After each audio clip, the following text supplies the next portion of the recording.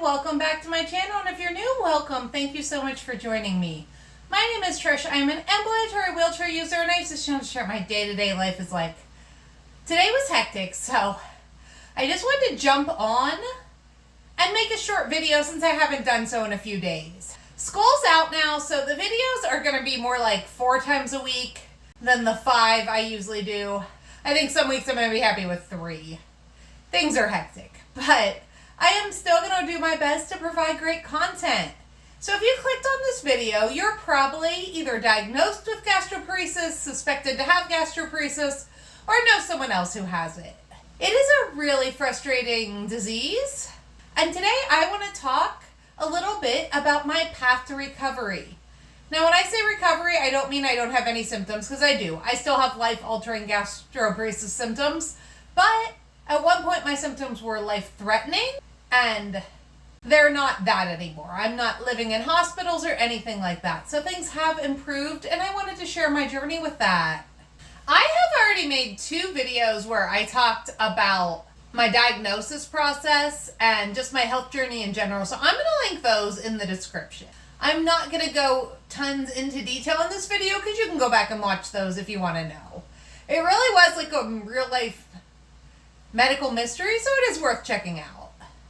I already knew a little tiny bit about gastroparesis because a family member has it, but most people, when they start the diagnostic process, is the first time they hear that word. They don't know what it means. And I didn't know tons of detail either. So gastroparesis is just slow gastric emptying. The stomach does not function the way it should. This causes symptoms like severe nausea, vomiting, and feeling too full to eat even if you haven't eaten. I started having problems with my stomach in 2008. And my stomach had always been a little weird, but when I really started getting bad was 2008. I was doing my student teaching, and I was getting ready to get married. Now, my gallbladder came out, and I thought that was the cause, but sure enough, a few weeks later, I ended up back in the hospital, and I've had issues ever since. We took a cruise in 2010, and that was the last time I freely got to eat whatever I wanted, because after I got home, I stopped being able to eat at all. At the same time, a bunch of other medical issues hit, so it was just chaos. But once I did get diagnosed, it was time to find a treatment.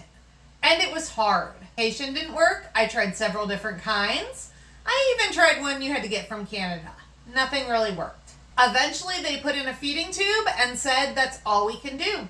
At the time, every surgical option was considered experimental. Unfortunately, the feeding tube didn't solve the problem because I kept rejecting them. And I now know that I have EDS or Ehlers-Danlos syndrome, and that was the reason, because my skin is very elastic and it wouldn't hold the feeding tube or the stitches. But I didn't know that at the time. So I had finally found a doctor right when things were looking real grim that would do an operation called a gastric jejunoscopy. It wasn't an easy fix or a quick fix. I spent a long time in the hospital after with complications and then went on to a nursing home. But eventually I started being able to eat baby food, then small amounts of real food.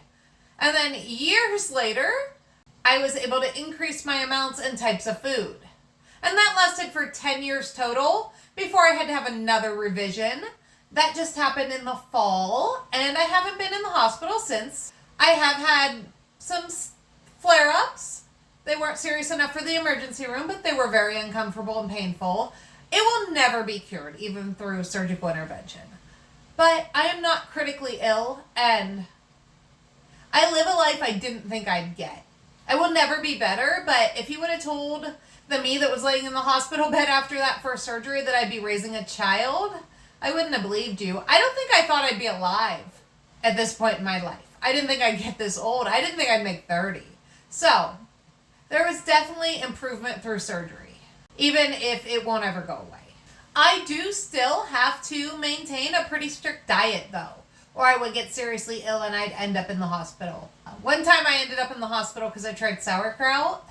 That was not fun. So, I have to stay away from high fat foods, and I have to stay away from high fiber foods. Like uncooked, like broccoli, cauliflower, cabbage are a no. Fermented cabbage is really a no. I can have cooked cabbage, a small amount. My stomach likes low-fat protein like chicken. Cooked vegetables I don't have a problem with. And I can also eat like rice, potatoes, things like that. Just easily digestible foods is the way to go, because even through surgery, the motility is still slow.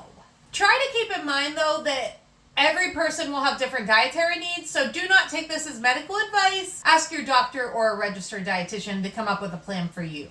Beyond diet, managing stress is also extremely important, because stress can cause a flare-up. So I swear by meditation. I also like to practice deep breathing when I'm feeling stressed out. Try to get myself back to calm. I also find that I feel overall better when I get lots of sleep. Thank you so much for joining me today. I know today was short, but I hope you got something out of this video. If you have any questions about gastroparesis or just want to share your own story, let me know in the comments. I could possibly address questions in a future video. That is all I have for you today, but as I said earlier, I do this several times a week, so I will see you soon.